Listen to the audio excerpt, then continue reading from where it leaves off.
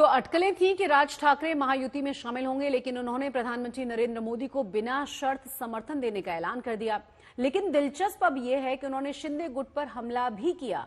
इसीलिए सवाल उठ रहे हैं कि जब बीजेपी के साथ अजीत पवार और शिवसेना है तो फिर एमएनएस की जरूरत क्यों आन पड़ी। आज तक संवाददाता ऋत्विक भालेकर की इस खास रिपोर्ट को देखिए आप।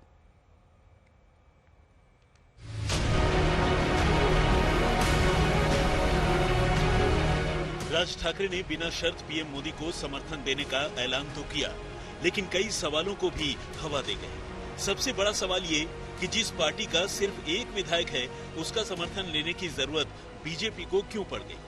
सूत्रों की माने तो बीजेपी इस बात से आशंकित है कि सहानुभूति की लहर पर सवार उद्धव गुट शरद पवार और कांग्रेस के साथ मिलकर मुंबई और उसके आसपास के इलाकों में एनडीए गठबंधन को नुकसान पहुंचा सकता है। बीजेपी उद्धव का मुकाबला करने और महाराष्ट्र में अपनी लोकसभा सीटों को बढ़ाने के लिए कोई कसर नहीं छोड़ रही। हालांकि राज ठाकरे एक तरफ पीएम मोदी को समर्थन दे रहे हैं तो दूसरी तरफ सीएम शिंदे पर निशाना साध रहे हैं। पण इथे ज्यावेळेला मी बसलो होतो, ज्यावेळेला देवेंद्र फडणवीस आणि मुख्यमंत्र्यांबरोबर, त्याच्यानंतर मी माझं आणि देवेंद्र फडणवीसांचं बोलणं झालं आणि मी म्हटलं की मला नको ते, म्हटलं तर मला त्या वाटाघाटी बिटाघाटी मला पाडू नका याच्यामध्ये।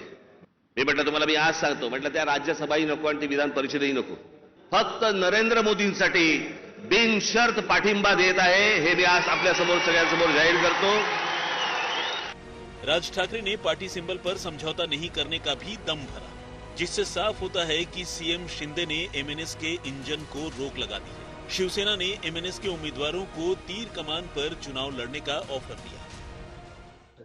त्यांनी त्यांची भूमिका स्पष्ट केलेली, मी कोणत्या पक्षाचं चिन्ह घेणार नाही, माझ्या पक्षाचं चिन्ह आहे, त्या पक्षावर मी निवडणूक लढणार आहे। परंतु आता लोकसभेला मला कोणते मतदारसंघ नकोय, मला राज्यसभा नकोय, मला विधान परिषद नकोय, म्हणून येणाऱ्या विधानसभेचा त्याने एल्गार त्यांच्या कार्यकर्त्याच्या समोर केलेला आहे। कोर मराठी वोटरों के वोट बंटने से भी बीजेपी को फायदे की गुंजाइश लग रही है, क्योंकि बीजेपी को लगता है कि शिवसेना के कोर मराठी वोटर अभी भी उद्धव ठाकरे के समर्थन में हैं और उनके वोट बीजेपी के नेतृत्व वाले महायुति गठबंधन को मिलने की संभावना कम है। अगर राज ठाकरे जैसा चेहरा एनडीए के साथ आता है तो उनमें से कुछ वोटों को अपने पाले में लाने की कोशिश सफल हो सकती है। राज ठाकरे जी ने महाराष्ट्र नवनिर्माण सेना की भूमिका रखी और उसमें कहते समय उन्होंने कहा कि ये देश युवकों का है और इस देश के युवाओं के भविष्य के लिए माननीय मोदी जी का ही नेतृत्व इस देश के युवाओं को न्याय दे सकता है। और हम मानते हैं कि हिंदुत्व की भूमिका और विकसित भारत के सपने को पूरा करने के लिए ये जो समर्थन उन्होंने दिया है, उनका हम स्वागत करते हैं। वैसे ये भी हकीकत है कि एमएनएस के चुनावी परफॉर्मेंस में भारी गिरावट आई, इसलिए पार्टी के ग्राफ को फिर से ऊपर उठाने के लिए एनडीए में शामिल होना राज ठाकरे की शायद मजबूरी है। पिछले विधानसभा चुनावों के अनुसार एमएनएस के पास सिर्फ 2% वोट है। 2014 के लोकसभा चुनाव में एमएनएस ने बीजेपी और पीएम मोदी का समर्थन किया। हालांकि 2019 में राज ठाकरे ने यू टर्न लेते हुए बीजेपी पर हमला बोला।